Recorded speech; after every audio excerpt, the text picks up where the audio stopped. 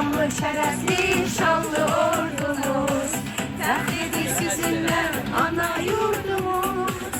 Ən çətin günlərdə verdik baş başa, gəlirik qarşına Qarabağ Şuşa.